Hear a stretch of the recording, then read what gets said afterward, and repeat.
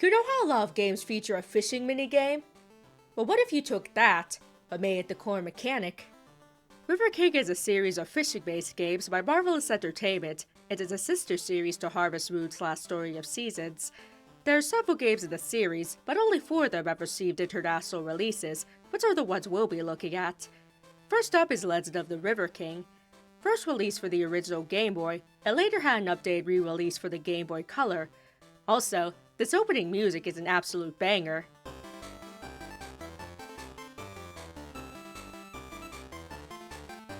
The game opens with your player character inside of his home with his mother and sick sister. In order to cure your sister's illness, you'll need to catch the legendary fish known as Guardian. After that intro, you're thrust into the world to begin your fishing journey. In addition to the story mode, there's also a raise mode, where you get to raise your very own virtual fish. And there it is, a digital fish swimming around in a virtual tank. Yep! The main draw of the game, of course, is to go fishing. To do that, you'll be casting your rod into various bodies of water and hope that you get a bite. Once you do, you'll be taken to the fishing screen. To catch a fish, you need to wait until it gets tired and comes to a complete stop. When that happens, you have to hold the A button to reel it in.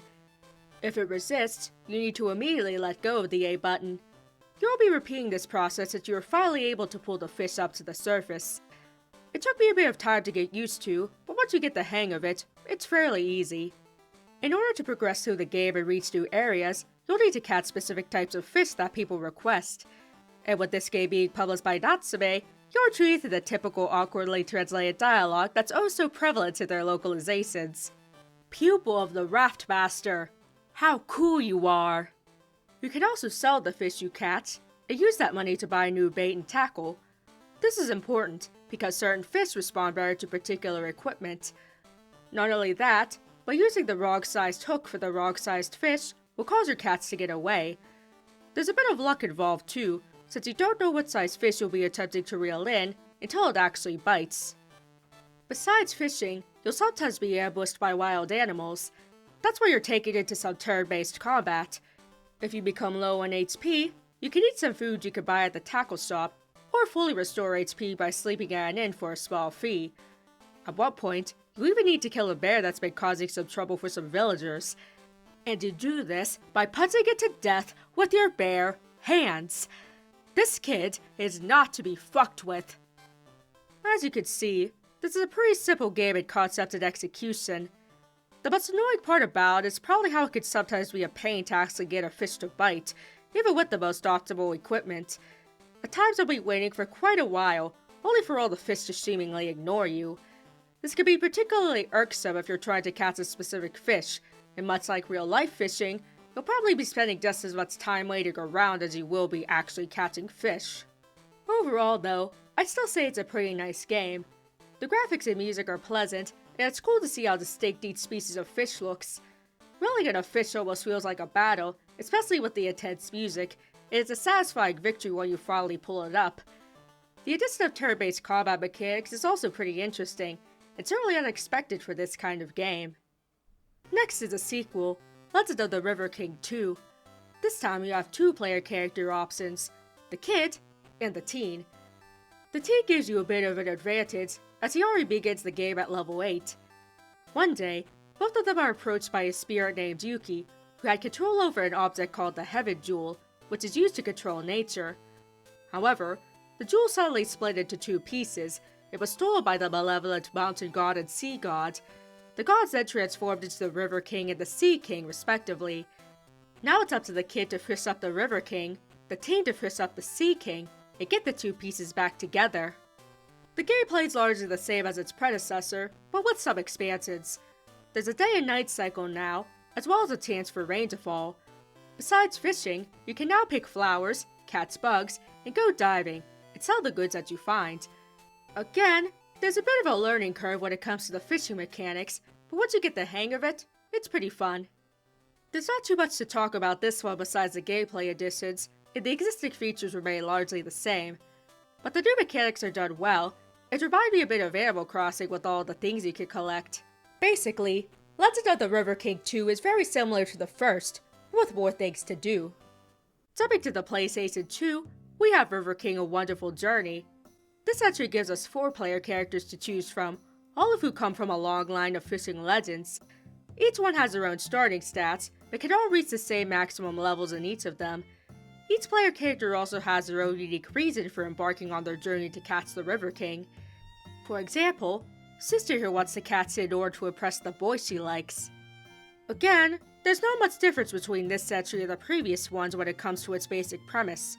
You catch fish, sell them in order to earn money to buy better equipment, and help people with their requests using your fishing expertise. The fishing mechanics are a bit easier though, and even a brand new player will probably get the hang of it quickly enough. One of the biggest changes that A Wonderful Journey has is its 3D graphics. Unfortunately, they aren't very good. And what makes this especially jarring is the fact that Harvest Moon Saved the Homeland, a game that was released 4 years before this one, and also on the PS2, has better looking graphics.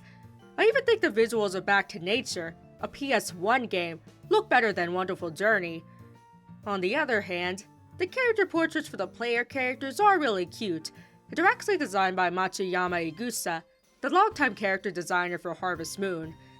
However, that's not enough to make up for the lackluster 3D graphics. Another aspect that's different is a conspicuous lack of music. In the previous games, the only time the music would stop is when you've cast your line in the water. Otherwise, there was music constantly playing throughout the game. Now, the only time you hear music playing is on the main menu and a few cutscenes. When you're outdoors, you get to hear the soothing sounds of nature. Which is fine, considering Harvest Moon: A Wonderful Life did the same thing. But even A Wonderful Life had background music playing in certain areas. The same can't be said for A Wonderful Journey, which leaves us with playing most of the game in awkward silence. And then there's the map. The problem with it is that it's too damn big. The previous maps were more compressed, but there was lots to interact with, and you didn't have to spend all day walking from one end of the map to the other in order to do those things. A Wonderful Journey is yet another example as to why a bigger map isn't always better. And that's not even getting to the fact that there's no longer a day-to-night cycle, nor is there any rainfall, both of which are features that we know Marvelous is more than capable of putting into a 3D game. If you were told me that this was made by an unknown developer made for the Simple 2000 budget line of games, I just might believe you. I guess we know which one is the favorite child among Marvelous's IPs. The final game on our list, and seemingly the last River King game in the series, is River King Mystic Valley for the Nintendo DS. We're back to one player character in this one. He looks a bit like Gray. He also has a sister named Yuna. One day, Yuna would awaken from her slumber, despite repeated attempts by her brother and his scientist friend. Later, you'll learn that the best chance you have to wake her up is to catch the River King, take one of its scales, and turn it into a medicine. So you set off to do just that. Remember all those complaints I had about A Wonderful Journey? Well, hopefully you do, since I literally just talked about it. In any case, Mystic Valley addresses pretty much all of those issues. We have a return to two-dimensional graphics, which are vibrant and colorful. It look like an enhanced version of the Game Boy Color's visuals. It's definitely much more pleasant to look at, and the animations are very nice too. While there's not necessarily a day-to-night cycle, the time of day will change between morning, midday, and night when you go to a new location. Not only that, but we're back to having smaller areas to explore, which are much more easy to digest. As for the music, we actually have a good balance between sounds of nature and not having awkward silence whenever we're indoors. Fishing mechanics are a bit different in this one.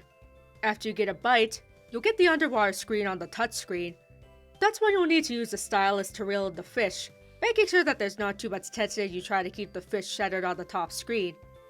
Despite being a bit more complex, the fishing in this game isn't all that difficult to learn. Each time you catch a fish, you'll gain points called SP, which are used as currency. This time there are no shops to sell your fish to. Instead, you exchange your SP for items by talking to this shady fellow. Something that's brand new to Mystic Valley are the pets. As you progress through the game, you'll encounter 3 little monsters that will follow you around as a pet. Feeding them fish will make them grow, and as they grow, they'll be able to use their unique powers to aid you on your journey. In short, Mystic Valley is when Marvelous decide to actually give a shit about their fishing series. And after all these years without so much as a hint of anything new, it seems River King is now a dead IP. and it seems like Marvelous doesn't seem interested in any of their series that aren't called Story of Seasons or Rune Factory. Which is a shame, because River King games are fun when Marvelous is actually trying, and I thought Mystic Valley was a step in the right direction. I think there's quite a bit of potential for a life civ/fishing game hybrid, where you could do everything that makes Harvest Moon so beloved, but with a focus on fishing instead of farming. At least that's what I think. So it might be worth a try playing these games, and see if you'll agree. Thanks so much for watching. If you enjoyed the video, be sure to click like, and subscribe if you want to see more.